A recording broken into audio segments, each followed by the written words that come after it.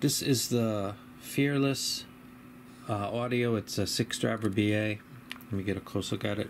It is the clearest of any that I've ever seen because I can see the dampener inside there, that cylinder that's separate from the two. If you look at it from this angle with the background, you can see how it's got that gap. See, it looks like a little piece of sand in a tube.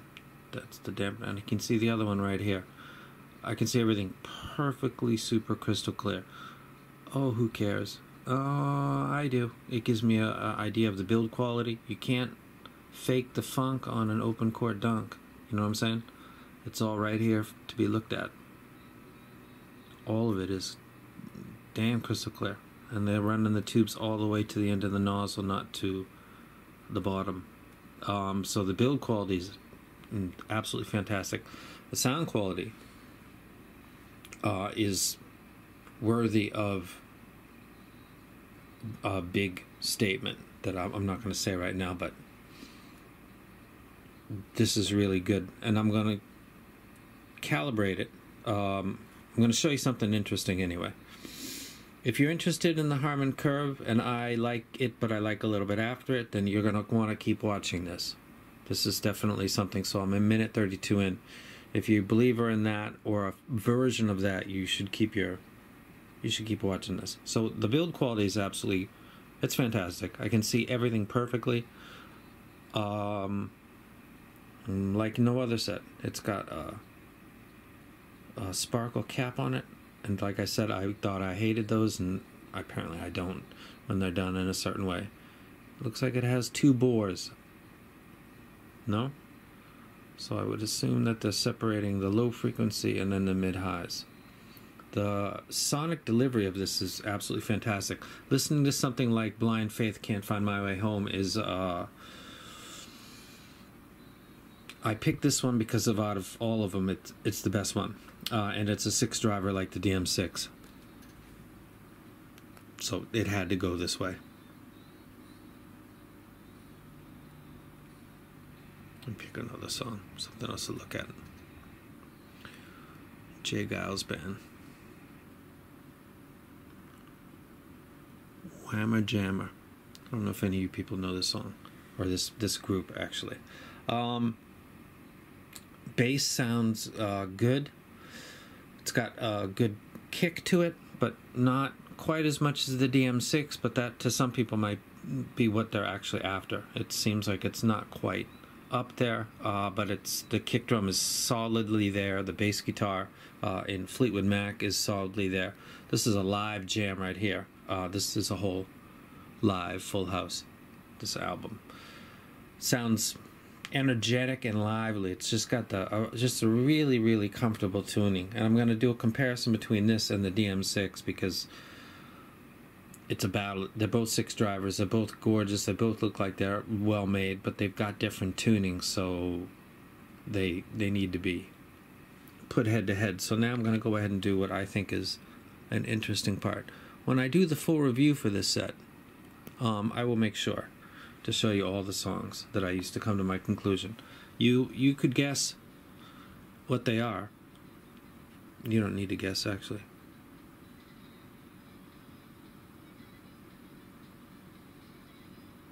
You're looking at them.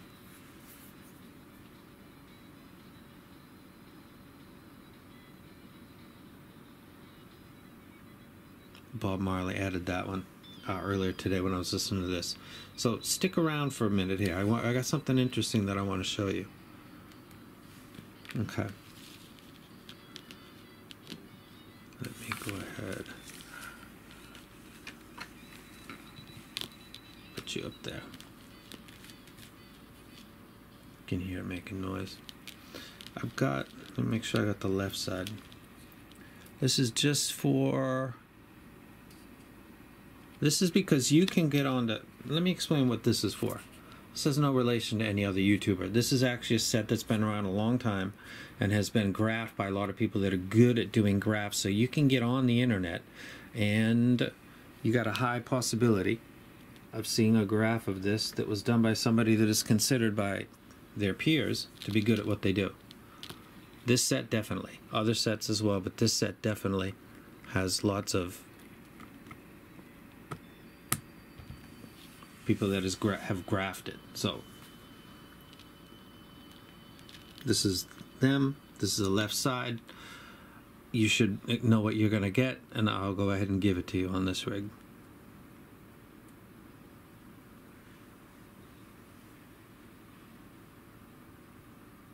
Let that resolve for 10 or 15 seconds. Now you can take a look at this, and then you can, at your leisure, open another browser and take a look online and compare. See if I can tap a... Damn, I gotta put a cursor on that next time. You can figure out exactly where the frequencies are. I'll make it easier for you next time.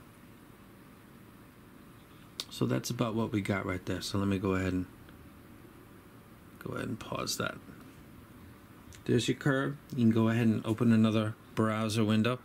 Find somebody and their graph, and it's gonna look a lot like that. Now the interesting visual, anyway, this is the left side of the Fearless 6. This is a phone tip. It's a phone tip. Let me go ahead and get it on there all the way.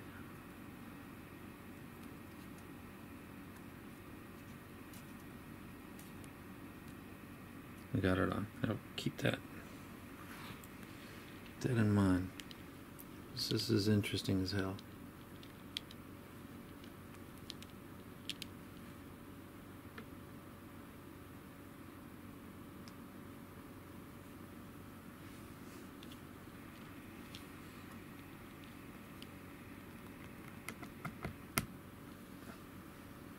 Let me go ahead and pull that up one more time.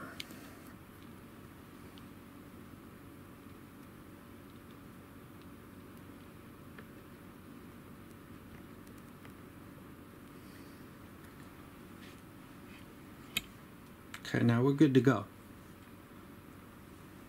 I'm gonna go ahead and tip this up just a little. Now I'm gonna start it again. So instead of having this line, which has been frozen and captured, you take a look at this area.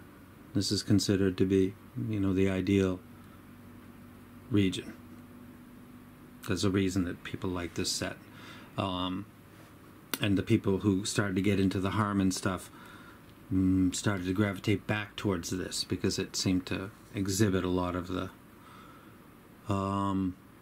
traits or the basic framework of the Harman, except for the Harman has like a swoop and then a... But it's very, very close. So, this is the Fearless. Now watch that same area right there.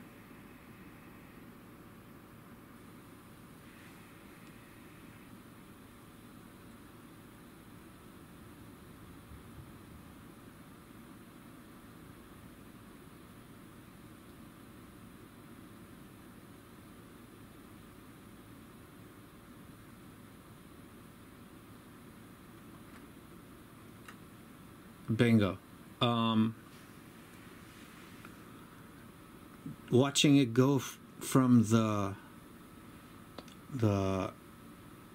etymologic, I think it's called. You could see the base lift its back up a little bit, and then you could see the area that was already up with the ER4 continue to go up and stay up. Only difference would be, so here's 8. And this would be maybe 11 right here. That's a fascinating transition from that set to this set. When I do my review, I'll give the sound impressions, but this is a absolutely amazing sounding set. And I've handpicked it out of the 4 as being the first to go because it's just that good. If you're making decisions on something to buy, you might want to keep this in mind. And again, remember, I went from the the reference graph that you could go open another window at, kind of get a grip if this thing is working in the manner that you think it should, and then switched it after pause, and then replayed it and started the pink noise again, and this is where it's found itself. Basically elevated everything, but it kept the basic design, except for it reared its back up. But if you actually look at a Harman curve, it comes into the audible in a ski slope. Actually, it goes down and then back up. So this, you know, flat bass region or tailed off is actually not. The Harman curve actually, and because I like bass, kind of swoops down in a very smooth manner, and then and in about the same frequencies and the same ones as the ER4, which people like because it's close to what people who are doing blind tests find to be ideal. The ER4 has become kind of a boom again, and then I just switched this out, put this in, and it's easier to drive, so it went up. But bass kicked itself up a little bit. It's still falling down good enough for the mids, and the elevated part that's considered to the ideal by a lot of people went right up with it. Amazing for me, because I'm a geek. So this is the Fearless S6, I believe. I'll go ahead and get a look at this. S6 is all it's called. Really nice. This is a really nice set right here.